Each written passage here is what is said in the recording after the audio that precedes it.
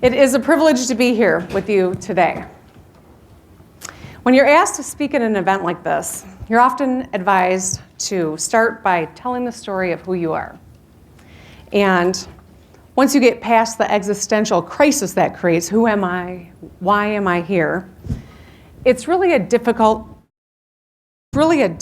question, because like every one of you here today, my story can't be summed up in 1 or 2 sentences. I'm proud to say that I was a lawmaker in the Michigan legislature for 14 years, but that's not really my whole story. I'm an attorney who's been given an opportunity to serve the people in my community as their prosecutor through the end of this year. I'm also the mom of 2 amazing young women.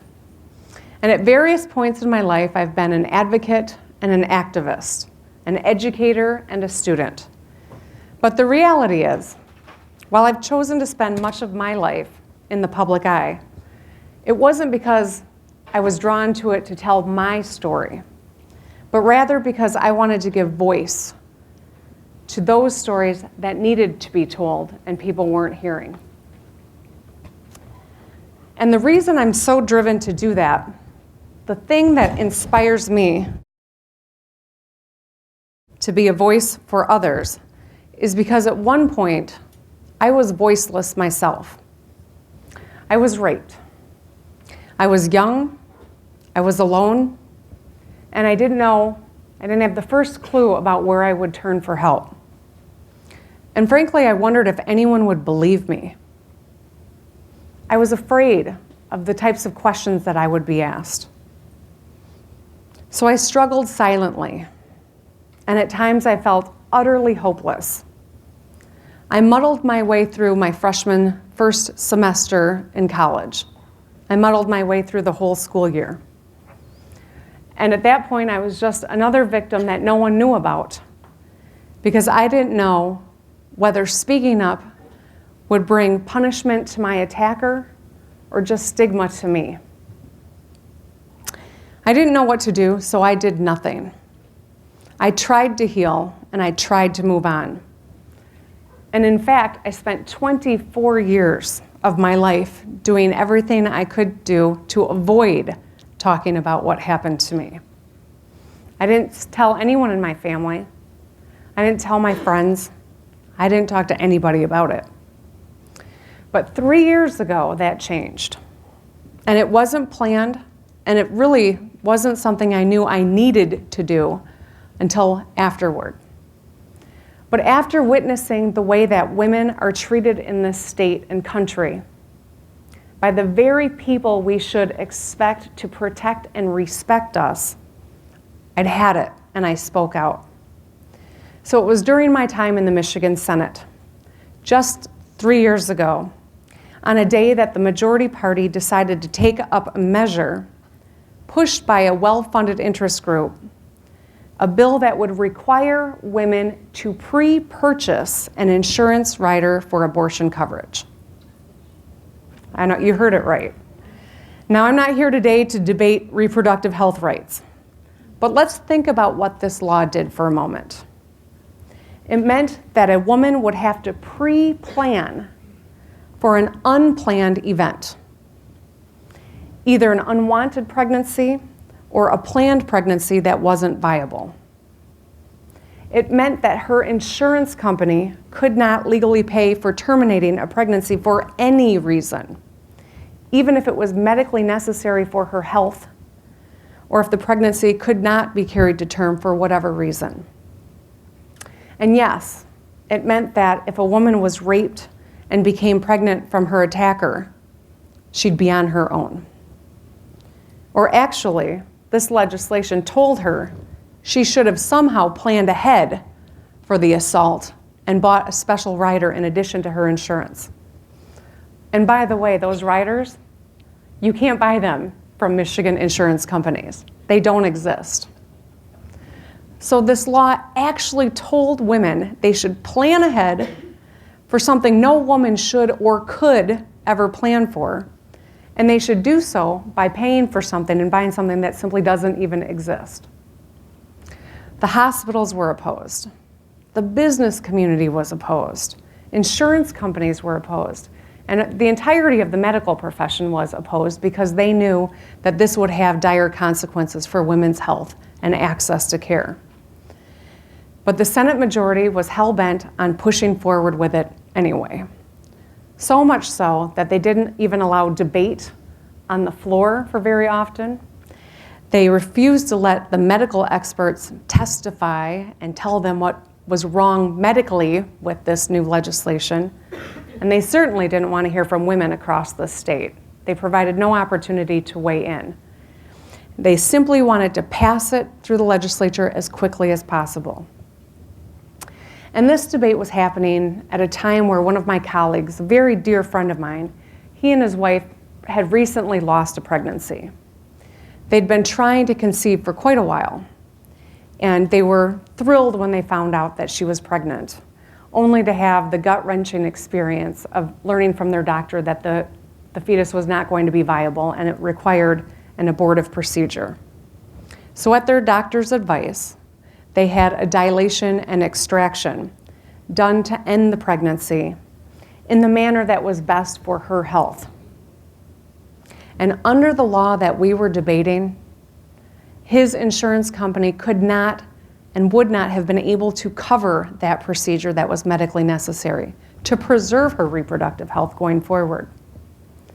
My colleague told me that day how difficult that time was for him and his wife, but also how much more difficult it would have been if they had to debate how to pay for the cost of the procedure that she needed.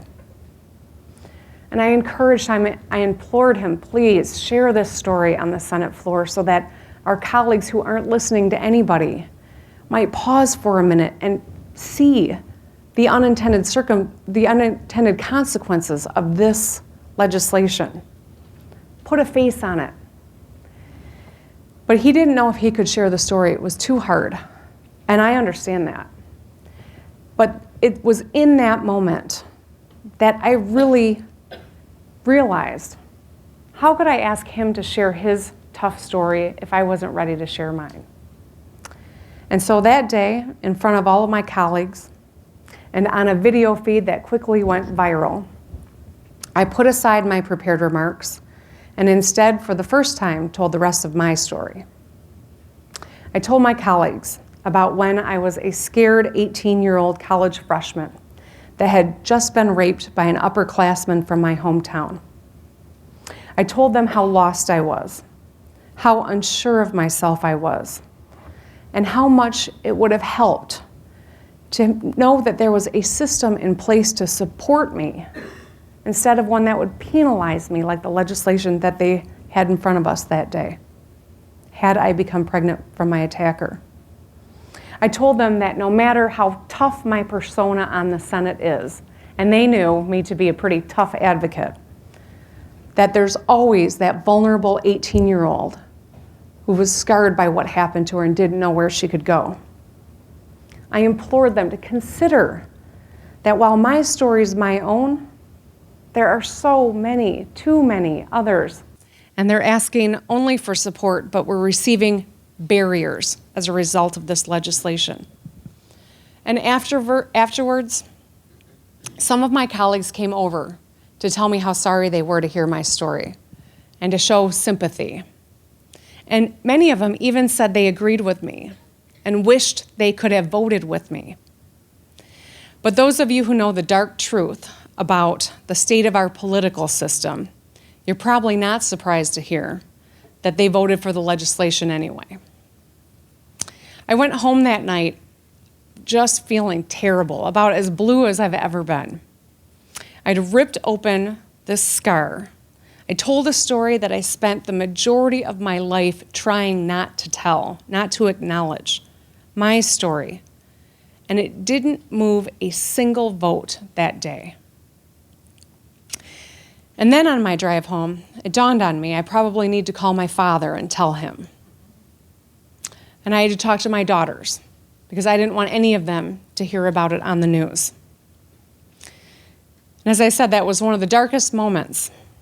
I had shared something so personal, so painful, for what?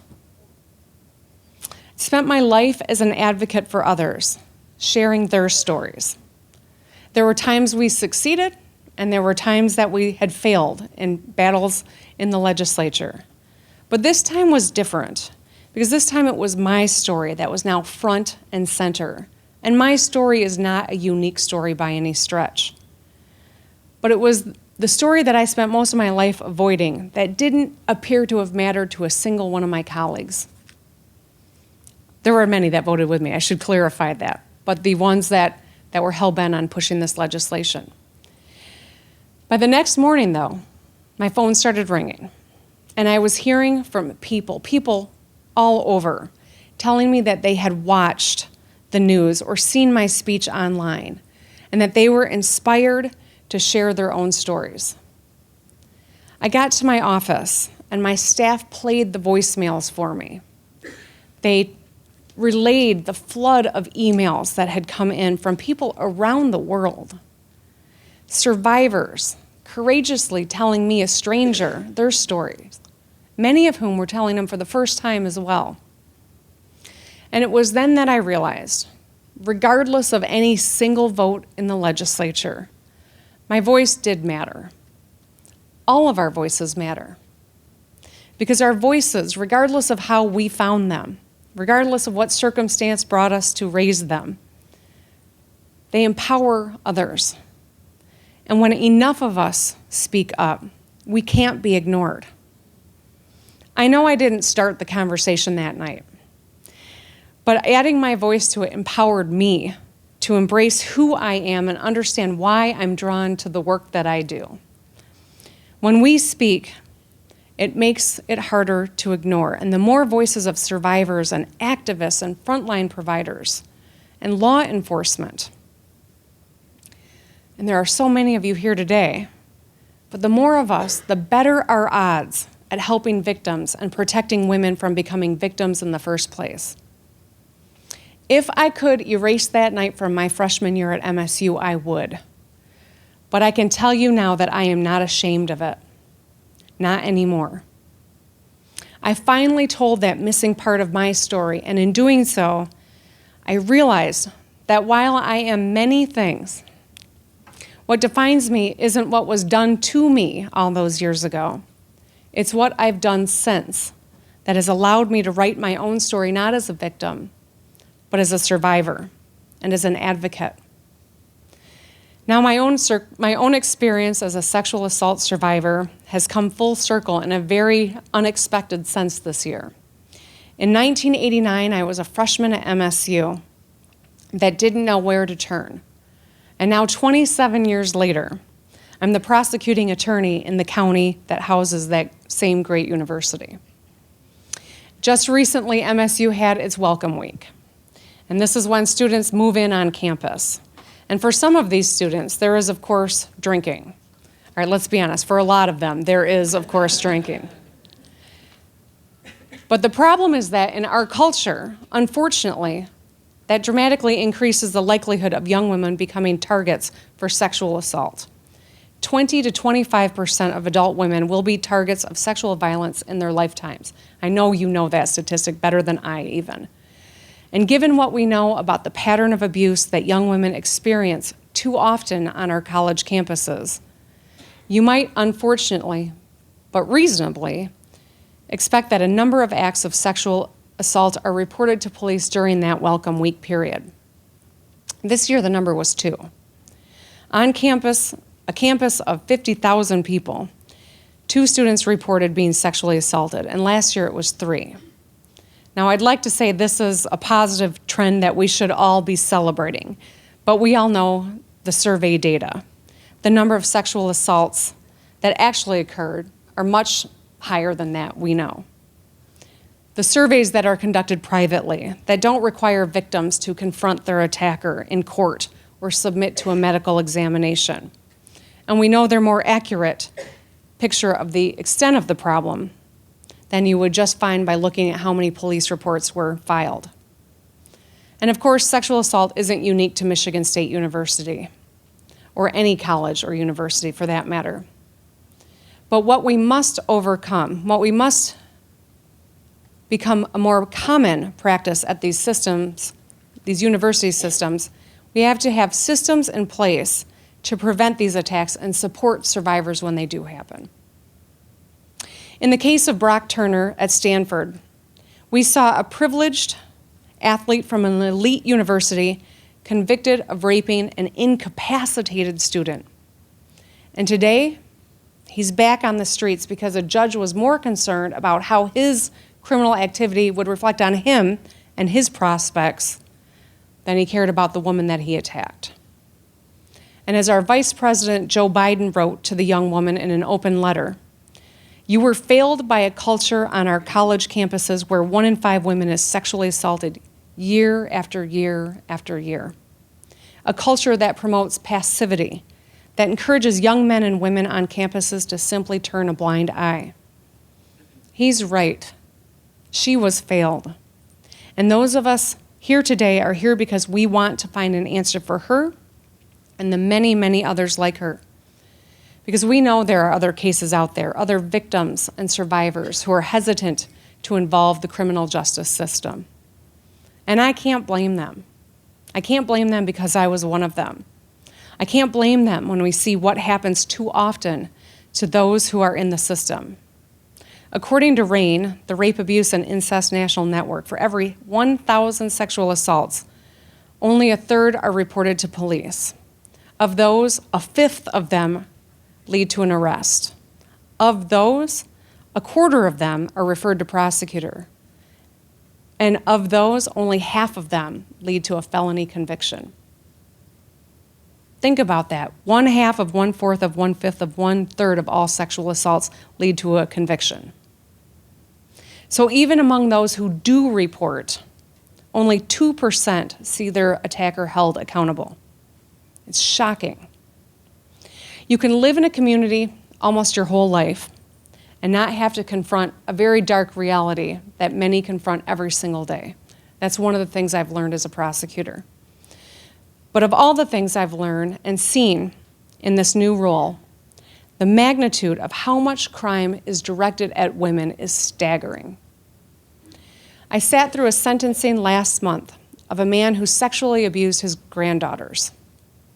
We listened to the victim impact statements that were given by the mothers, who are the daughters of this man, talking about how his actions have scarred their daughters, his granddaughters, for life. And we all know what those scars can look like. The young woman who's scared to leave her house. The other woman whose weight or baggy clothes are meant to stave off any attention from men. Or in the saddest circumstances, when women are so distraught, they don't feel like they can go on. There are signs of progress. The signs are right here in this room and all around when people are mobilizing to improve this for victims and survivors and to prevent this for others. But we've got a long road ahead. I'm hopeful that the change we are all a part of here today in this summit continues, and it's a cultural and generational change. I'm hopeful that the progress we've made continues so that our daughters and granddaughters grow up in a world that is much less dangerous for women. And we're making strides thanks in part to the number of outstanding women who now serve as prosecutors. In fact, most people in the Southeast Michigan community are represented and have a woman for a prosecutor in Kim Worthy in Wayne County and Jessica Cooper in Oakland County. But on a statewide basis, we're still in a pretty small club. There are only 16 of us in 83 counties in Michigan. So much like the leadership tables at which I sat as one of the few women making laws, I now find that I'm one of too few women sitting at the table enforcing laws. And that's got to change, because that matters. And while there are, of course, male prosecutors who handle cases of sexual assault with absolute professionalism, we are all influenced by our history. We are all influenced by our experience and our place in the world and our perspective.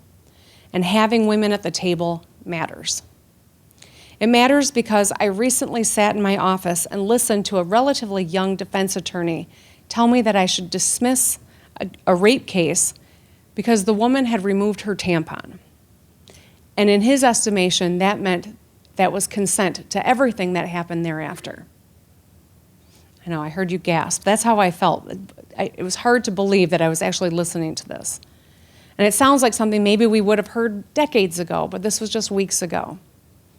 He also made the argument that the man in question, the defendant, came from a good family. And because the woman didn't immediately report or tell her dad, it probably couldn't have been true, that I should factor those into my decision whether or not to dismiss the case.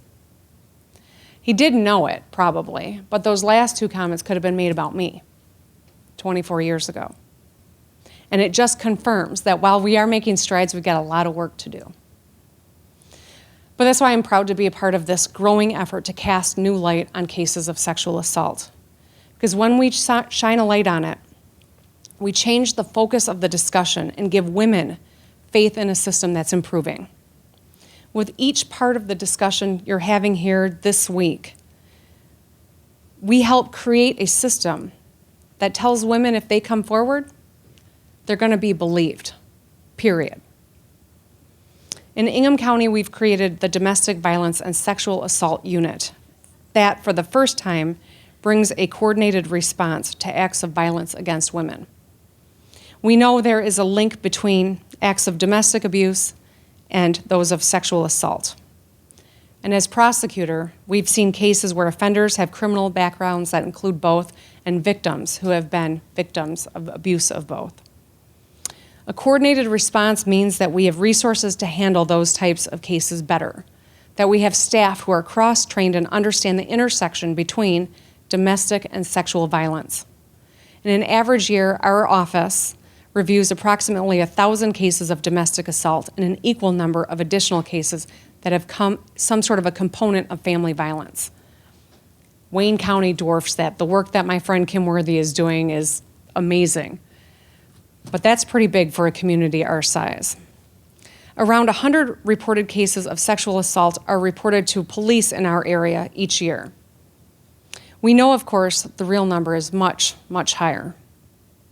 But by coordinating prosecution and victims' rights and services provided to victims and survivors, we hope we're creating an environment where these crimes are brought out of the shadows, and we can do a better job of getting justice in cases of violence and abuse.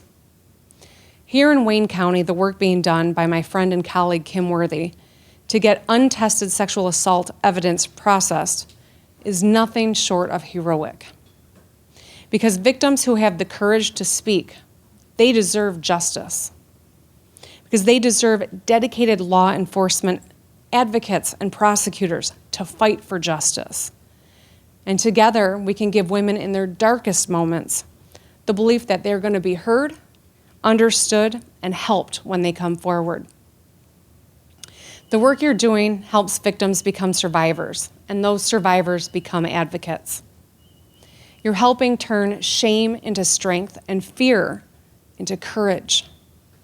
And if that's the culture we create, where women are empowered to stand up and speak out because they believe there is a system there to support them when they do, then I think that's something that all of us, every one of us in the room, can be proud to say we played a part in that. So back to the existential question of who I am and why I'm here.